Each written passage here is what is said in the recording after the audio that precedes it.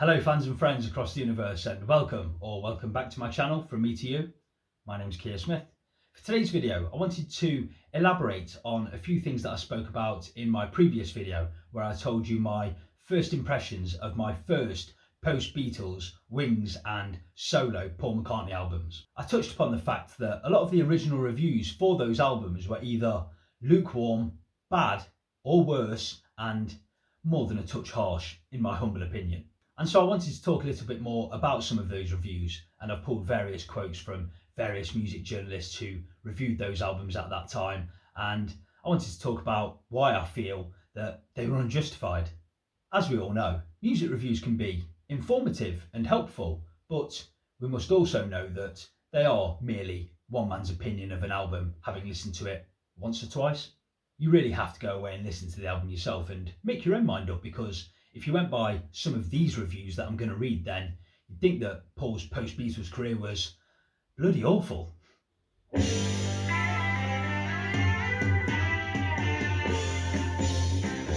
Now, as we all know, amidst the breakup of the Beatles, Paul released his debut solo album, McCartney, in April 1970, which for the most part went down with reviewers like a lead balloon. One reviewer found sheer banality in all the tracks, save for Maybe I'm Amazed, and described the song Man We Was Lonely as the worst example of his music hall side. Oh yeah? Well, my brother Liam told me on more than one occasion how much he likes that song, and I rather like it too. Another reviewer said he seems to believe that anything that comes into his head is worth hearing, and he's wrong. That actually made me laugh a bit, because whilst this reviewer is talking specifically about the McCartney album, if you think about Paul's extensive post-Beatles career, then we can all agree that there are certainly some things that he really should have left on the cutting room floor. It wasn't all bad. One reviewer said, excitement is not a word to use for this album. Warmth and happiness are. Well, that's a bit more like it. I really like the McCartney album. I like the fact that it's loose and it finds Paul largely goofing around. I like it when Paul does that. Now, it's worth pointing out here that by the time the follow-up arrived, Ram, in May 1971, Paul had already started court proceedings, taking John, George and Ringo to court to dissolve the Beatles partnership. And for this reason, he was public enemy number one. I read this next comment in a Beatles book sometime before I got my hands on Ram and heard it for the first time, and it irked me then, and it still irks me to this day. John Landau of Rolling Stone magazine said, Ram represents the nadir in the decomposition of 60s rock thus far. What a clown. Possibly worse, Ringo had a dig and said, I feel sad about Paul's albums. I don't think there's one tune on the last one, Ram. He seems to be going strange. I knew when I first heard Ram that it was good, very good, and I have reevaluated it over the years and have decided that this is Paul's masterpiece, my favourite Paul album. Ram was absolutely slaughtered at birth, and it's only really been since the archive collection re-release of Ram some 15 years ago that it's started to get its due. I mean, we're all entitled to our opinions, but for Ringo to say that there's not one tune on there, I mean, I defy anybody to listen to Ram and come to me and say, no, there's not one tune on there. I just don't see how that can be.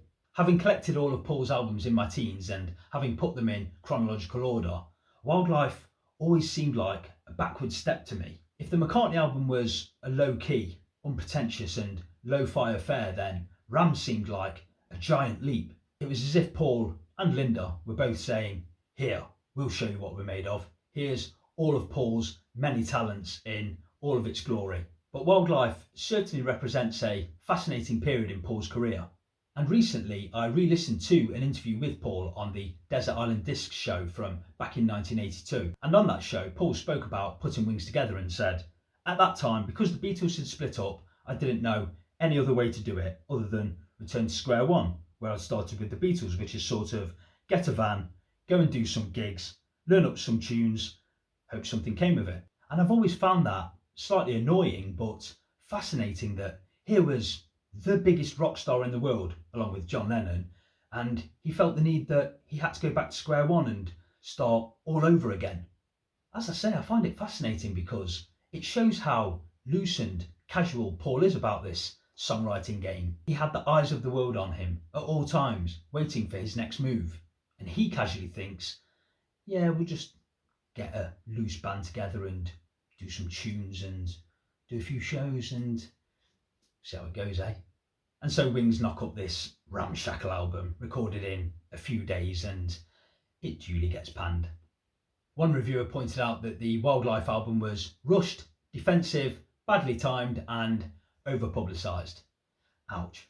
I have tried and tried again with Wildlife, and I'll probably try another 4 or 5 times this year with it, but it's always been my least favourite Wings album, and I suspect it always will be. I don't think it's a good album. But despite the album not being great, Wildlife was a starting point for Wings, and it got them off the ground and, more importantly for Paul, back out there on the road touring. And Wings came back with their next album, Red Rose Speedway, which was a much more polished affair and a much better album. I'm a big fan of Red Rose Speedway. Not that the critics were though. One reviewer said that it was tepid work and continued to pale beside that of his former bandmates John Lennon and George Harrison. But they did say that it was his best album yet. Hooray! Before adding that it was lightweight and lacking in intellectual posture. On to Wings' next album, Band on the Run. Say no more. It's brilliant. An all-time classic.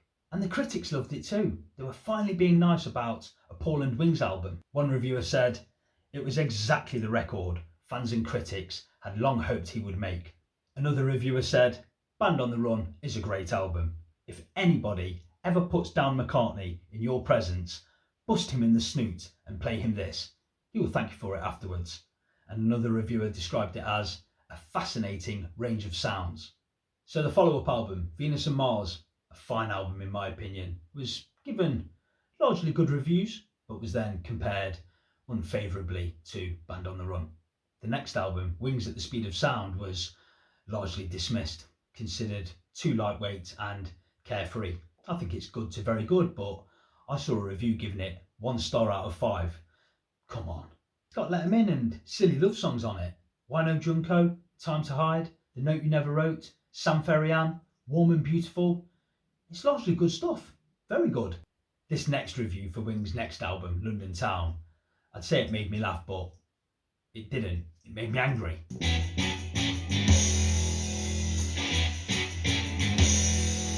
Wings remains one of the most consistently ineffective rock bands around.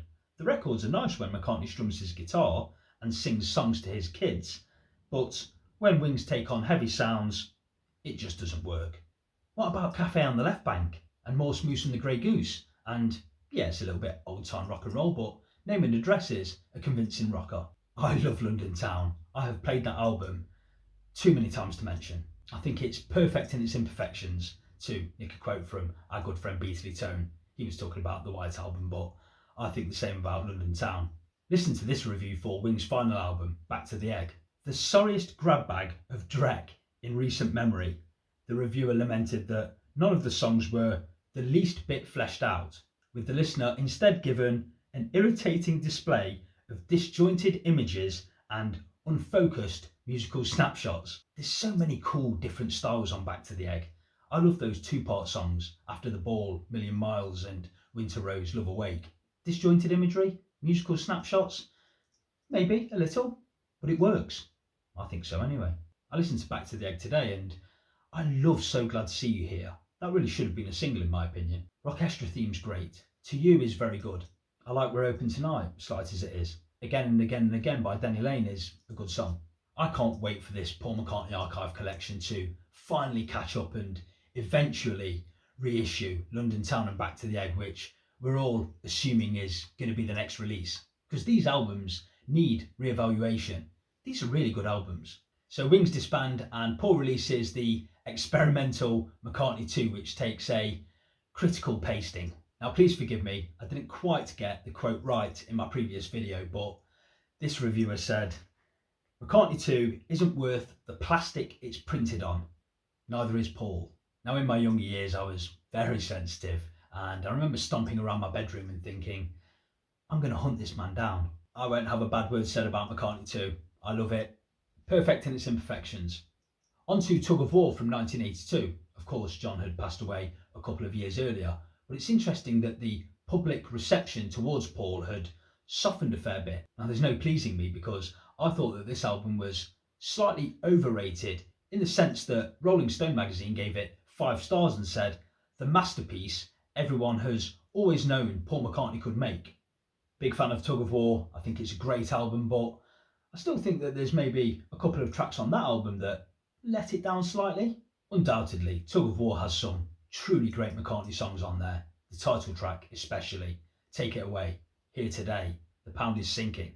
But would it be fair to say that the rest of Tug of War could be compared to large parts of London Town or Wings at the Speed of Sound or Red Rose Speedway? But after putting my 2 pence worth in with that, I was largely pleased to read another good review for Paul. So on to Pipes of Peace. A reviewer said, a dull, tired and empty collection of quasi-funk and gooey rock arrangements. I thought that this was an interesting review for Paul's next studio album, Press to Play, which does get a lot of bad press, no pun intended. McCartney is dabbling in each of his strengths just to see what works. It doesn't wind up as one of his stronger albums, but it's more interesting than some of his more consistent ones. And it goes on to say, he could still cut effective pop records when he puts his mind to it. Let's hear it for Press to Play. It's good, very good sometimes. Different, but yeah, I like it. Flowers in the Dirt was seen as Paul's big comeback album, and he toured the world and played a good few Beatles songs along the way to rapturous applause. I love My Brave Face. I think that that's a great song. I really like We Got Married Too. Put It There is a really good song. That Day Is Done. I've even got a soft spot for Motor of Love. And one reviewer said, Paul McCartney must not have only been conscious of his slipping commercial fortunes, he must have realised that his records hadn't been treated seriously for years, so he decided to make a full-fledged comeback effort with Flowers in the Dirt. Reviews to Paul's next album, Off the Ground, were lukewarm. While the sentiments are commendable and the music pleasurable, Off the Ground is a tad undercooked, a souffle that doesn't quite rise to the grand heights its creator envisioned. Big fan of Off the Ground, the title track, Looking for Changes, Hope of Deliverance, I Owe It All to You, Peace in the Neighbourhood. I even like Biker Like an Icon. Golden Earth Girl is a beautiful song. The Lovers That Never Were, Come On People. Yeah, I love Off the Ground. I think it's great. Coming after the Beatles anthology project, Paul's stock was high again and Flaming Pie was very well received and is of course a very good album. And it's really interesting because the older Paul's got, the better the reviews have got, and I don't know if this is because his albums have, for me, become more mature. It seems like he's left some of those silly tendencies of the 70s, which I love, behind him. Flaming Pie, Driving Rain and Chaos and Creation in the Backyard all strike me as serious and mature albums, to my ears at least, and I think they're all very good.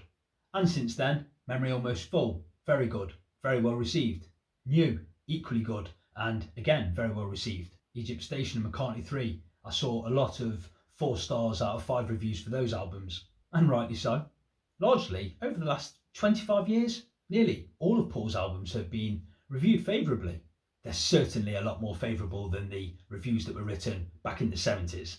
I think Paul and his music were treated really badly, deliberately so by the music press in the wake of the Beatles breakup. Mud really does stick, and the music press threw plenty of it at these albums. And as I said in my previous video, it cast a dark shadow over Paul's work for such a long time. And I think that Paul really confused the music press with his choice of material and the way that he put himself across and displayed his work. They simply couldn't place him. I've always thought that his music was self-contained and certainly not part of any scene. He wasn't part of the singer-songwriting scene in the early 70s, nor the country rock of 72 to 73. He certainly wasn't part of the prog rock scene, nor punk, nor new wave, nor the new romantics, goth, shoegazing, the indie dance scene, grunge, Britpop. He wasn't part of any of that. These albums aren't grand artistic statements. Of course, he'd done all that with the Beatles. He wasn't part of any scene, and I always laugh to myself and think these were simply a collection of songs that Wings put together or he put together on his solo work and put them out there for public consumption. He thought they were good enough, and so do we.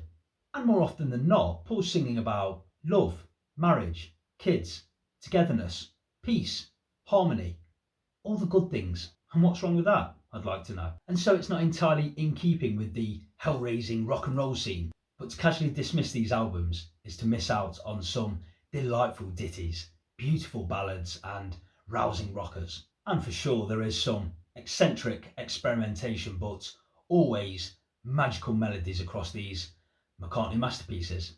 So with all that said, my final words are sod the critics, listen to Paul and dig it.